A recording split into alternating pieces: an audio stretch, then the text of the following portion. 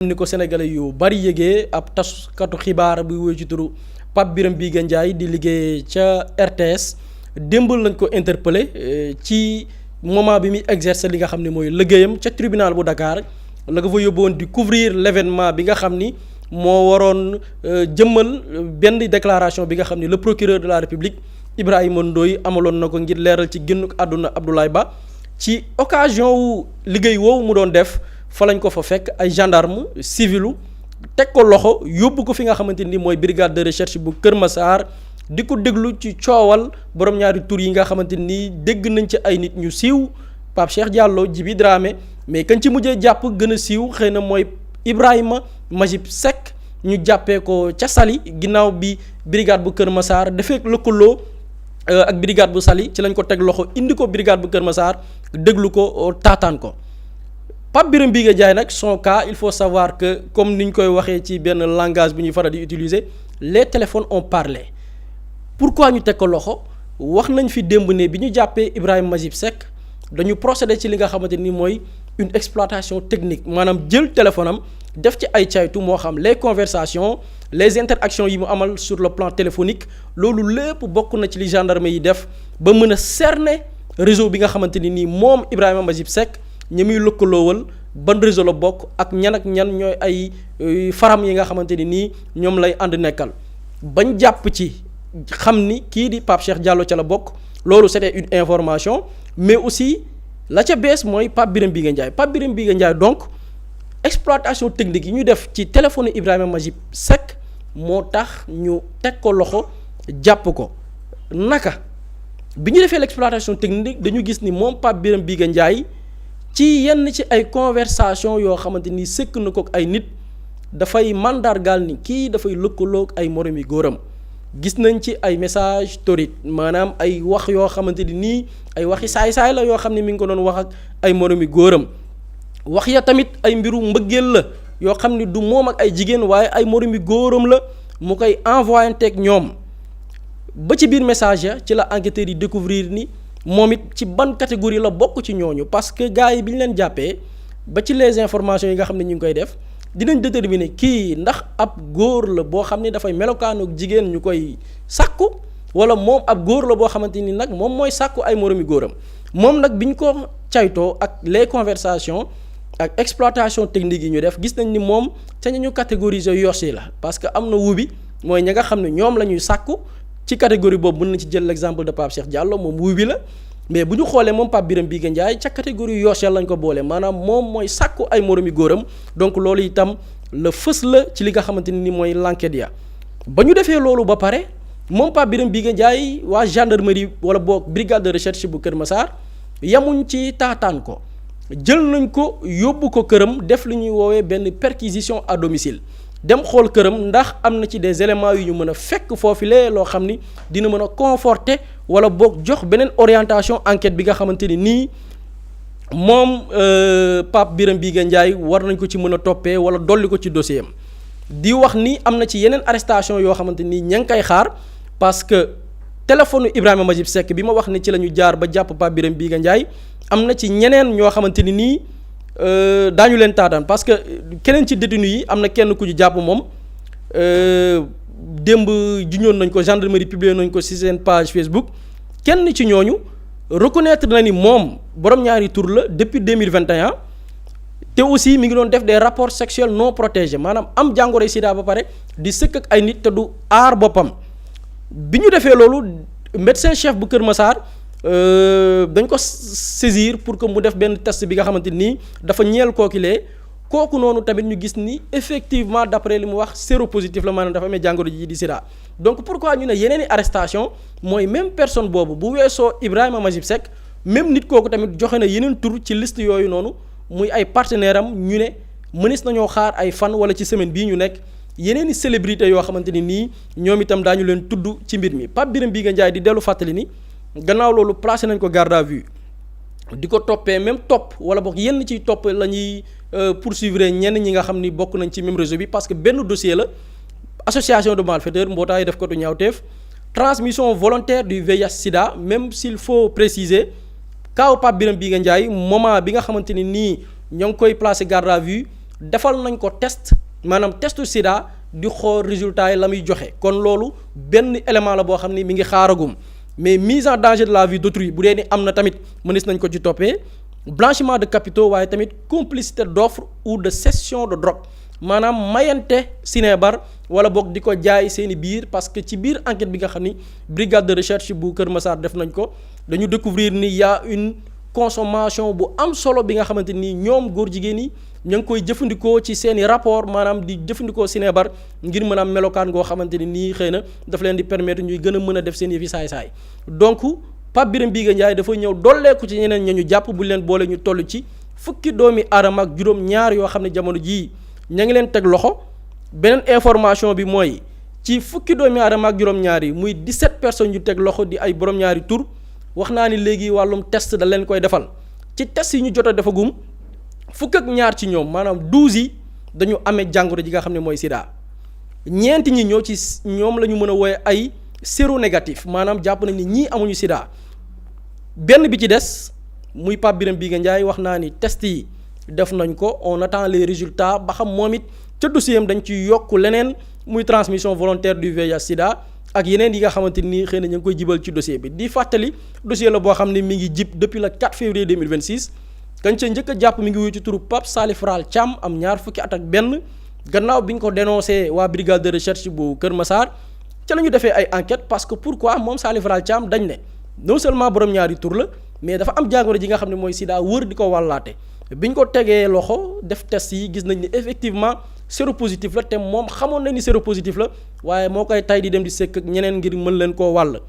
dossier Pape Salif Ral Thiam boobu noonu moo law ba ñu teg loxo ñi nga xamante ni nii xëy na ñoo jox dayoo dossier bi xëy na ba mu am benn ampleur médiatique muy ci lañ tegee loxo Pape Cheikh Diallo bi nga xam ni après moom it la ca njëkk mooy dafa avoué na ni borom ñaari tur la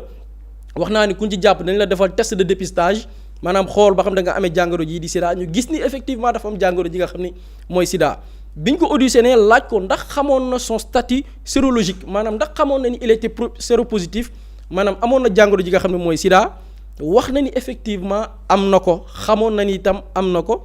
te doon na ci def ak ay rapports sexuels non protégés ak plusieurs partenaires maanaam partenaires yu baree bari ci ban catégorie moom lañ ko boole moom Pape Cheikh catégorie wubi yi maanaam ñi nga xam ni ñoom seeni moroom góor da leen di sàkku la ca gën a doyati waar mooy moom yamul ci benn partenaire amoon na far bu ñuy wooyee Cheikh Diop depuis 2019 amoon nañ problème ba ñu dem ci wàllum yoon parce que daf ko diggoon ni dama lay jël en charge respecté wu ko amoon na beneen far bu ñu naan Doudou Lamine Dieng moom yamul ca far ba waaye dafa ne Pape Cheikh jabaram la te moom ak Doudou Lamine Dieng boobu noonu nga xam ni jëkkëru Pape Cheikh la Pape Cheikh daf ko doon bokk ak Djibi Dramé maanaam Djibi Dramé ak Pape Cheikh ñoo bokk benn jëkkër muy Doudou Lamine Dieng am na tamit beneen jëkkër mooy Pape Cheikh Diallo ci enquête yi mujjee génn muy Ibrahima Mbazib Seck moom tamit dëggal na ni Pape Cheikh ci soxnaam yi la bokk d'ailleurs sax doon nañ organiser soirée partout ca dëkk bi nga xam ne mooy Mamel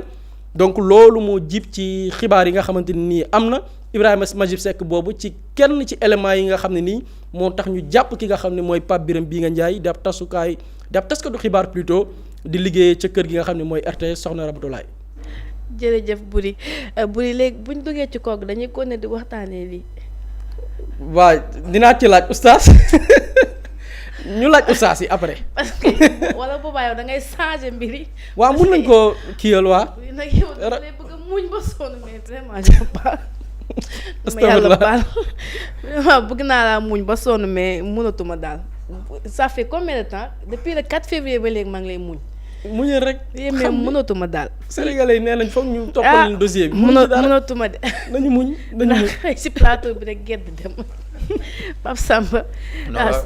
secteur médiatique bi. affaire bi laal na ko ba c'est la deuxième personne bi nga xamante ne mu ngi ci secteur médiatique bi nga xamante ne ñu ngi koy tudd ci mbirum borom ñaari tur yi. non en fait Boury moom daa confirmer rek li ma doon wax sànq. c'est-à-dire que ba may wax gars yi ne sadik bi ñuy tudd ci man. loolu buñ ko gisee rek nañu xam fu mu jógee. moo tax dama kontaan sax ni ci ni mu koy defee ndax day jox réalité man thèse bi ma am quoi ni sadik bi may wax. parce que dama xam ne plateau bi ñëpp dañuy lii mais moom fu mu nee këj li naan këj. waaw xam yàlla may na la de. donc gars yi ñoom gis nañ ni sadik bi ñuy gis ci man xam nañ fi mu jógee mais man damay jég saa ma ni non. est-ce que man it sadique bi xawul nekk ci man tuuti laqatu parce que bu koy expliquer nii man damay xaw a kontaan quoi xam nga du soxor du dara mais dama ne man aspect positif bi ma ci gis damaa jàpp ni xëy na Sénégal fii la nar a jaaree surtout ci genre cas yi xëy na baax fii la nar a jaaree ñu xoolaat ñun suñu société par rapport ak valeurs yi par rapport ak yi nga xamante ne mu ngi nekk di xew ci réew mi ñu toog waxante ci dëgg moo tax il est important di ko présenter nii pour que maanaam ñu def un choc sur les mentalités des Sénégalais parce que dañoo yàgg toog ay années yu bëri xam nga cas yi du ay cas yoo xamante ne lu bees la fii ci Sénégal homosexuel yàgg nañ ko jàpp Sénégal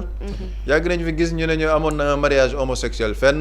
xam nga il y avait un journaliste boo xamante ne jàppoon nañ ko ci cas d'homosexualité mais à chaque fois gars yi seen xel yi lan la ñuy wax dañ naan non lii mënul nekk parce que kii gis nañ ne am na jabar am na doom nangam sangam et puis c'est un narratif bu continuer woon di jàll quoi mais il est important nag nit ñi di jaar ci digg bi c'est-à-dire que xam mbirum homosexualité lan moo ci nekk du loo xamante ni maanaam dañ ko war a nëppal surtout man chaque jour bu ñu toogee ci plateau bi dama ciy insister mooy transmission volontaire du VIH bi xam nga du ma def comme yenn journalistes yi nga xamante ni ñoom dañuy jàpp ni ñoom daal ñoo xam lépp mais gëm naa ni dossier bi bu ci gars yi gënee suux c'est-à-dire que beaucoup d'autres surprises dina am li nar a bett sénégalais nar na bëri et c'est le lieu et l'occasion de féliciter la brigade de recherche de Kër Massar franchement gendarmerie boobu ñu ngi def liggéey bu am solo te liggéey bi ñu nekk di ci def nii li gars yi naan amul arrêt amul teggi tànk képp ku ci bokk képp kuñ ci gis nañ la jàpp ñu wax ko publiquement foofu laay d'accord rek buri par rapport ak correct seen code de la presse bi mais c'est-à-dire que y a des choses yoo xamante ne média comme ni nga ko waxee moo war a mën a tënk sax par rapport ak valeurs yi nga xamante ne day am ci biir société bi et essayons de voir ñi nga xamante ne jot nañ leen a jàpp yëpp ñu ngi dégg ay journalistes yi di ci ñëw c'est-à-dire que on voit surtout des hommes de médias des hommes du showbiz xaw ma sax ndax homme laa leen mën a tuddee finalement ak présentation bi buri wax ci boobu yeeg yooyu xam nga donc secteur boobu ñun wax nañ ko fi chaque jour les éléments de propagande yoo xamante ni ñoom dañ koy utiliser dañuy jaar dans le milieu culturel mooy showbiz bi musique bi soirée yi fay xew l'industrie cinématographique parce que am na ñoo xamante ni jàpp nañ leen ci gis nañ ni dañ doon jouer ay séries voilà l'importance de parler de ces choses-là dans ce pays ak ci presse bi quel est l'objectif ñoom bi ñu ci am mooy présenter ces personnes comme des réussites sociales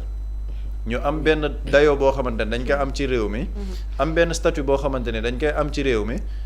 léegi les gens c'est surtout des personnes yoo xamante ne nit ñi dañuy am empathie ci ñoom dañuy am benn cofeel bi ñuy yëg ci ñoom donc bu mbir mi amee rek dañ naan non ay waay diw yërëm naa ko xam nga c'est susciter cette émotion chez les gens pour ñu ne même bu dee choix am la nañ ko bàyyi mu génn c'est très calculé ce qu'ils font mooy li Boury doon wax démb mais on a manipulé des milliers de Sénégalais ci ay affaire de émotion ci ay affaire de dépression mais quand on nous a parlé de dépression fallait aussi dire que dañ doon def transmission volontaire du VIH lu tax ñuy jaarale ci ñooñu noonu ñëpp c'est pour ñu mën a légitimer l'homosexualité dans notre société pour dire que am na ay nit de médias yoo xamante ni ñu ngi fi am na ay borom doole yoo xamante ni ñu ngi fi ay góor jigéen lañ donc en soi être homosexuel ça n'empêche pas d'avoir une réussite sociale ñoom loolu la ñu bëgg jaay sénégalais c'est à travers ce narratif la ñu bëgg di dugal mbir mi nànk-nànk di ko dugal nànk-nànk ba mu mën a dugg peut-être dans notre culture parce que dans l'Occident c'est comme ça qu'ils font da ngay dem nga xool en France de plus en plus da ngay gis ci seen gouvernement mu am ay ministres góor jigéen des hommes politiques qui s'affichent comme étant des góor jigéen des hommes de médias yoo xamante ne dañuy taxaw ne ñoom ay góor jigéen lañ parce que dañoo bëgg wane ni il y a un lobby lu ñu yàgg wax le lobby sioniste le lobby homosexuel dañoo am doole boo xamante ne dañ ko bëgg légitimer la campagne internationale bu ñuy gis même dans le sport ni il faut défendre les droits LGBT am match spécifique yoo xamante ne dañuy obliger joueurs yi ñu sol ay brassards couleur LGBT seen maillot yi ñu floqué couleur LGBT loolu yëpp c'est pour que ñu dem dans la banalisation de l'acte banaliser ko nangu ko ba nit ñëpp jàpp ne ñii ils font partie de cette société et dañ leen a war a nangul seen place pour que ñu dem ci benn société boo xamante ne dañu naan comme ni ñu ne diw mi tiijaan la wala diw murid la wala diw jullit la wala diw chrétien la ñu mën a wax ni tamit diw góor jigéen la mais c'est pas grave c'est son orientation sexuelle buñ ko ci juger moo tax keroog ma dal ci tappalekat boobu noonu nekk ci télém bi toog naan ay l'orientation sexuelle d'une personne elle est privée waruñ ko ci wax nangam sangam c'est-à-dire que ñooñu sax ñoom ñooy gën a xam mbir mi foofu mooy propagande bi nga xamante ne dañ ko bëgg a def ñu waxaat ci industrie cinématographique bi mais suñu série yi dañ koy waxaat ko mais comment est fait le casting comment est fait le casting parce que man li ma gëm il y a des personnes yoo xamante ne dañ leen a jàngal art jàngal leen théâtre ñu nekk des personnes qualifiées yoo xamante ne ñu ngi ci biir réew mi mais ce ne sont pas ces personnes ngay gis ci série yi du personnes yooyu ngay gis ci série yi te ñoom sax ñu ci bëri les vrais acteurs de la culture dañ koy kaas ne y a des personnes yoo xamante ne ñoom loolu mooy seen choix mais pourtant ci série yeeg yooyu doo leen fa gis les séries buñ ko xoolee les mêmes profils ñoo fay nekk bu dee ko jigéen ki la da ngay gis par rapport à la corpulence par rapport ak esthétique bi yan xeetu nit la ñuy jël yan scénario la ñuy mettre en avant mais y a des boîtes yoo xamante ni fii ci lan la ñuy wax seen série boo munti jël sëy maîtresse d'un homme marié sëy bi nii la demee tas nañ fii diw mu ngi def concubinage fële c'est ça qu'ils vendent aux Sénégalais et quand ils vendent ça aux Sénégalais culturellement nit ñi dañuy dem ba épouser loolu ne lii donc te boo waxee leur justificatif tout le temps dañ naan li xew ci société bi rek la ñuy wax donc c'est pour nous dire en filigrane que lii yoon la société bi am na ko donc dañ ko war a nangu war nañ ko jouer xale yi seetaan ci réseaux sociaux yi di seetaan séries yi tamit ils se disent que lii c'est normal noonu la ñuy jaaralee affaire bi nànk-nànk prochaine étape bi ci lan la secteur éducatif bi c'est ça qu'ils ont fait dans l'Occident instant yi secteur éducatif boo fa demee chaque jour ma wax ko fi les livres yi ñuy jox xale yi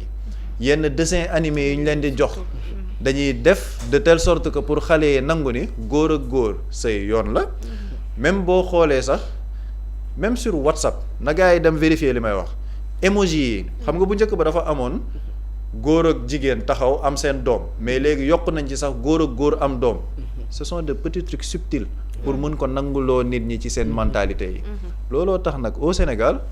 nit ñi war ci taxaw temm mooy li ma doon wax xëy na fii la mbir mi di jaaree ñu xoolaat suñu bopp tëggaat ñun suñu société xool lan la ñu war a nangu ak lu ñu warul nangu et man dama gëm ne affaire bi dafa war a am ay ramifications c'est-à-dire que ñu ngi xool des journalistes di leen jàpp ay nitu showbiz ñu ngi leen di jàpp c'est le moment pour le ministère de la culture ñu ngi wax ay assises nañ def des assises de la culture xool contenu yi nga xamante ne dañ koy def ci biir penc mi par rapport à la culture yan série la ñuy proposer sénégalais l'industrie musicale les clips yoo xamante ne da ciy génn yenn saa yi avec des caractères obscènes ñu gis ko fi des paroles obscènes ñu gis ko fi suñu xale yi di ko woyaat di ko parkeuriser mais loolu nañ ci taxaw nañ ci wax ñu xool ndax ñun suñu société daf koy nangu wala nanguwu ko parce que mënuñ nekk ci société boo xam ne nag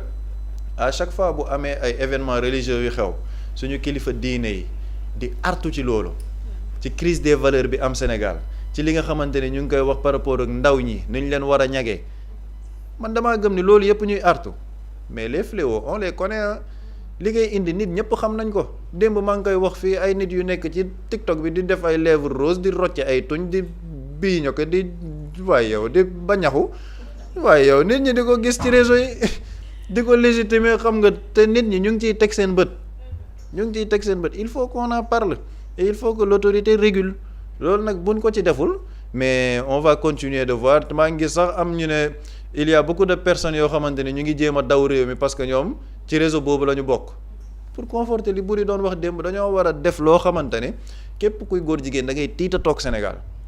c'est ça l'objectif et il faut l'assumer képp kuy góor jigéen nga ni yow man sama toogaay Sénégal wóorul parce que ñun loolu lañ ci bëgg ci suñu société maintenant loolu ça va passer par les médias ça va passer par les réseaux sociaux parce que gëm naa ni ñu ngi dugg ci weeru koor gi mais koor gi dina jafe trop ci sénégalais parce que dinañ ci déggaat yeneen ak yeneen i cas ñun nag buñ koy traité ñu jéem ko njar rek mais du ñàkk nag ñu wax ci liñ ci xalaat. njar leen ko rek nga ma ko njar leen ko rek àdduna mu solo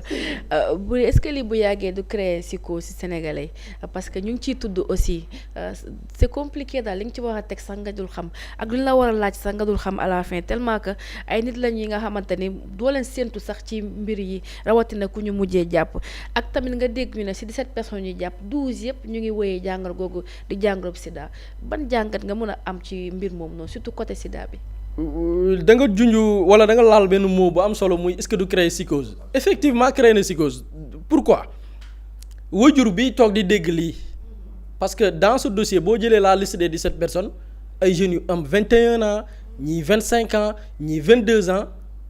ban waajur moo ci am doom bu góor jamono ji sa xel dal amul kon psychose am na chez les populations jigéen ñi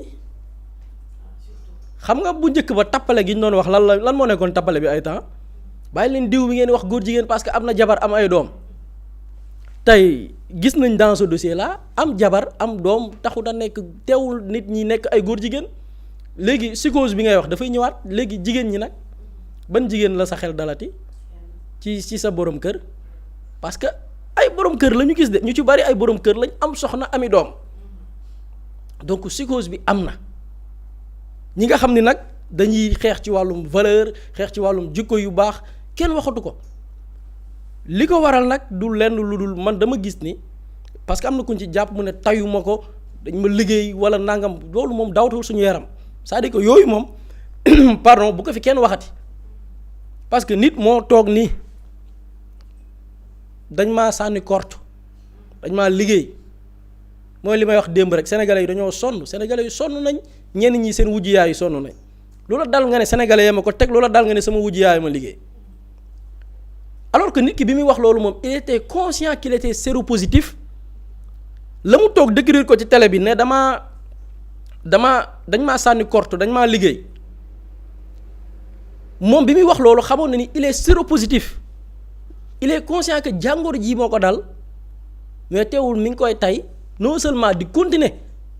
on parle pas d'un rapport sexuel non protégé mais des rapports sexuels non protégés maanaam waa ji dafa bëri ay far bëri jëkkër day mbaraan bu yamul ci kenn plusieurs partenaires lay sëkkal kon kooku la mu nekkee moo ko tay wala tayu ko moo ko tay dafa am tayeef gu nekk ci biir goo xam ni ñii ils étaient conscients de l'acte bi ñu doon posé foofu nag la tolérance zéro war a amee parce que le but c'est quoi da ngay gis ni alal moo nekk ci biir da nga fiy gis koo xamante ni nii ñu ne la li ko jotaleeg jabaram bu góor bi lan moo leen jote parce que da koy fiire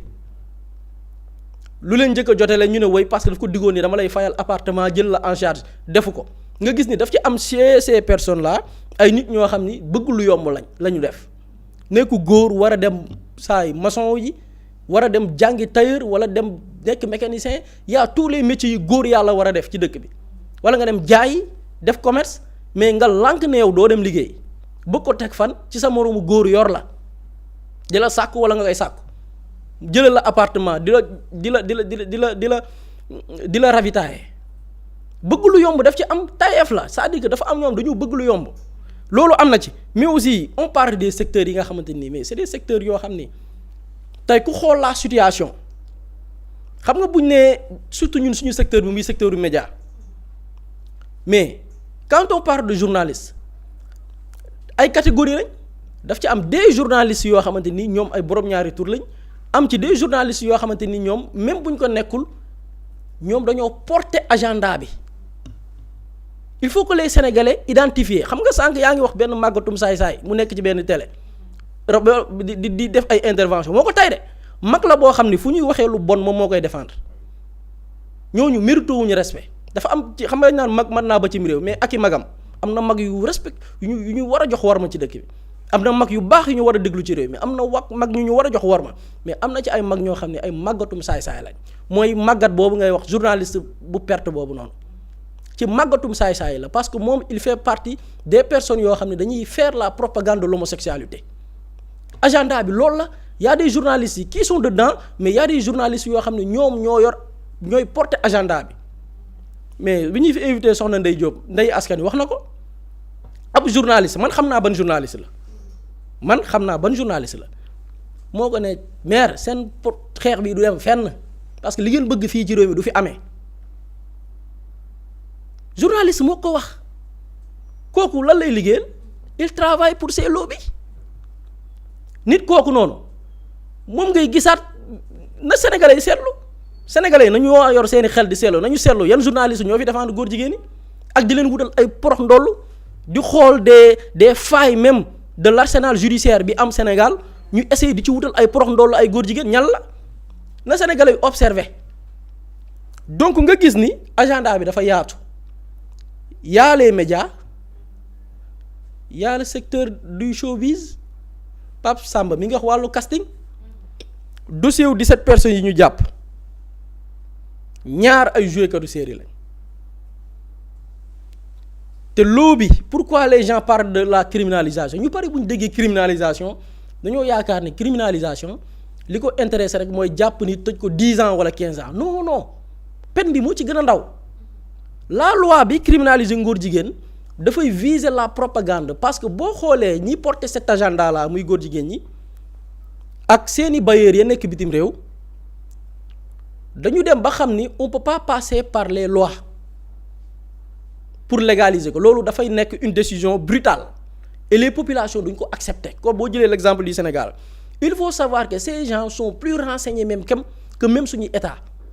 les études yi ñuy def ñun suñu état yi sax duñu jël temps dëgg def ko dem nañ ba ñenn ci ñoom jël ay actions ci ay maisons de production je prends l'exemple de la France tey la guerre entre les pays certes les armes am na ci solo bu ñu yeggee ci yenn niveau yi mais il faut savoir que la guerre entre les états armes moo ci mujj c'est-à-dire que les armes dóor ay ndell fii jël ay armes di tiirante yooyu dañ ko relégué xoolal boo jëlee ci hiérarchie wu yan moyen la ñu mën a utiliser pour xeex ak réew dañ ko relégué au second plan mooy mujj mais lan la ñuy def mooy li gars yi di woowe soft power y a des secteurs yu ñu mën a jaar yoo xam ni du ñu xeex du ñu xuloo du ñu daggasante du ñu am xaar ma yàlla on vise jëlal tey l'exemple de la France mi ngi dans une démarche mais guerre la stratégie soft power boobu ñuy wax France daf ci takk rëpp jamono ji comment par leurs représentants ici au Sénégal viser une partie de la jeunesse les secteurs yi ñu gën a bëgg ñu essayer de collaborer avec les personnes influentes que ce soit dans les milieux sportifs dans les milieux culturels dañuy organiser sax ay ndaje ciblé yan catégorie nit la ñuy inviter à l'ambassade de la France pour créer cette relation pour que diggante bi ratax c'est-à-dire que les États ne nous intéressent plus ou bien les gouvernants ne nous intéressent plus on attaque directement les secteurs les plus influents les sportifs les acteurs du milieu du showbiz ñooñu la ñu viser la France yamul ci loolu ils ont cherché des actions ici au Sénégal dans des maisons de production Pape Samba parle du ministère de la culture lii c'est le chantier du ministère de la culture on peut pas accepter la France un groupe français je donne l'exemple de Canal+, mun naa ko oser citer pourquoi Canal+, je donne un exemple bu extraordinaire Canal+, déggoon ngeen fi coow Masseck l'artiste rappeur mais aussi producteur et tout Masseck dafa créé benn film bu ñu naan Dakar Division X la ko tuddee suma juumul benn série d'enquête bi mu am maanaam les policiers dañuy enquête selon ñun lenn ci li nga xam ni ay choses mystiques la série bi loolu lay wax waa Canal+ bëgg a collaborer ak moom pour ñoom ñu diffuser film bi maanaam produire ko fay ko xaalis bu bari mu envoyé leen synopsis bi envoyé leen quelques épisodes yi ñu jot a tourné gars yi jël na gars yi topp sama argument fan laa jëm fu am solo laa jëm gars yi sàcc film bi tuddee ko Saaxoy Mangane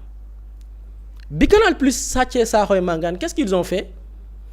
personnage yi Mass Black Diamond jël Canal+ utiliser les mêmes personnages changer seulement les acteurs jël ci biir série bi dugal ci koo xam ni lesbienne la wala góor jigéen te pourtant boo xoolee film d'origine bi Masseck boolewu ci loolu parce que c'est plus même ñun ñuy enquête selon nos valeurs nos coutumes selon les choses mystiques yu ñu am bi ñu sàccee film bi dañ ci dugal mbiru borom ñaari tur yi kon Canal+ passe par où utiliser les séries africaines s'intéresser à la production africaine pour faire passer ay valeurs ñoom yi ñu bëgg on te dit que tey Canal+ boobu noonu a acheté des parts dans une maison de production ici au Sénégal cette même maison de production yenn ci wubi yi ñuy tudd fii góor jigéen yi joué nañ ci kii yooyu noonu na gars yi xool la liaison je suis pas complotiste de mais je te parle des choses factuelles loolu ñun Sénégal war nañ ko nangu tey ñun ban agenda la ñu am par rapport ak tey soft power boobu nga xamante ni les grandes puissances ci lañ bëgg a guerrer léegi ils n'utilisent plus les armes mais ils utilisent les secteurs les plus influents à savoir le monde cinématographique le monde musical le milieu du showbiz les médias ci 4 piliers yooyu la ñu bëgg a jaar pour mën a forcer ñu li nga xamante ni nii mooy seen agenda lii mooy dëgg ñun quelle est notre réaction est-ce qu'on doit accepter jëlal on parle de 17 personnes ces gens ils sont dans des secteurs très influents les médias le théâtre la musique moo tax il faut que ñu taxaw defum ndëpp stopper et c'est plus profond lii état na ko bàyyi xel man dama koy sexal gars yi et je pense que y a des personnes qui regardent mun nañ ma seede y a des multinationales ici au Sénégal ay entreprises yu mag yu jógee bitim réew bu ñuy recruter nit pour jël ko mu liggéey fenn bu ñu retenir sa candidat bu ñu defee présélection ba jël tànn quelques profils ñu war leen defal entretien ci biir entretien bi xam nga la lay laaj lan mooy sa gis-gis tey bu fekkee da nga nekk am collègue boo xam ni góor jigéen la wala lesbienne dañ la koy laaj waaye ay bis boo nee man sama diine bëgg ko du ma ko nangu na la leen boo génnee porte ba doo fa dellu siwaat c'est-à-dire que des multinationales lii na ci état bàyyi xel il faut qu'on crée ay plateformes de dénonciation yoo xamante ni nii ça va permettre les Sénégalais qui ont subi cette injustice am capacité jàng am les compétences ñu ne une entreprise bu ñëwee fii dafa war a liggéey ak ay sénégalais bi ñu woo ko entretien entreprise bi ne ko yow boo sa collègue booy liggéey ak sa collègue mu leer ni kii góor jigéen la wala lesbienne la est-ce que tu l'acceptes di nga ko accepter yow nga ne ko non sama boo melee ni man du ma ko nangu waaye sama diine du ma ko def laa la kooku waaye damay fàq bi yat caxat laay wut ñu ne ok waa baax na on vous remercie monsieur Diakhaté boo waree sa numéro dox dootoo leen gisaat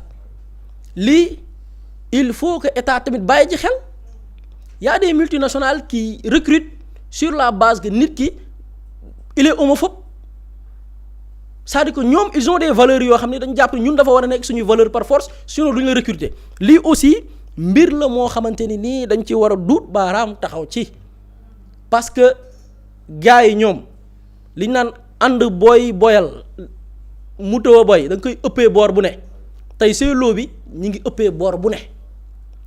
dans le milieu de l'entreprise dans l'industrie cinématographique dans les médias dans les scènes musicales fépp ñi nga fa ñun nag on doit avoir des réponses des stratégies de riposte boo xamante ni li gars yi daan fatt fépp ba duñ leen may issue s'il le faut ñu taxer ñu pays homophobe on est pour sant ci yàlla bu baax bu dee ne dañ ne Sénégal c'est un pays homophobe ñu xam ne ña nga ca yoon wa et je pense que tey ku xool problème yi mbirum góor jigéen mën a indil réew li leen di faj dafa cher de léegi ñun sénégalais est-ce qu'on va accepter ñun jël suñu alal di cotiser di fay impôt est-ce que ñun les sénégalais on va accepter fu ñu demee jënd tey ramatulaay koor gaa ngi ñëw boo demoon tey ci benn supermarché def sa ndugg buñ la defalee facture da ngay gis facture bi dagg na la ci benn 18% TVA boo xam ne yaa ko fay ñu ne la dafay dem ci nguur ñun est-ce qu'on va accepter loolu ñu ñuy dagg di ñu ko roppat ñu jël ko di ko fajee ay góor jigéen parce que c'est une question de santé publique Pape Samba mi ngi koy wax démb c'est des gens yoo xam ne dañu amoon ci seen tayeefu bopp wër di wàll nit ñi jàngoro ji nga xam ne mooy sida ñooñu nag il va falloir que ñu arrêter leen xam ni bu yeggee ñoom fañ ko bëggee ñun ñoo ci am problème parce que on sera obligé ministère bu ci mel ni ministère de la santé ñu koy allouer beaucoup plus de moyens pour xeex ñi nga xam ne dañu amee sida est-ce que ñun on va accepter ça la koy stopper nag gis nga lam ñu nar a jural ci conséquence xeex ko moo gën a yomb lim ñu mën a jural ci coût que bu ñu tollee ba mu yegg ci yenn ampleur yi lam ñu nar a coûter moo ëpp fuuf donc nañ ci gaaw et espérons que les autorités dañ ci jël ay mesures man de am naa ci yaakaar.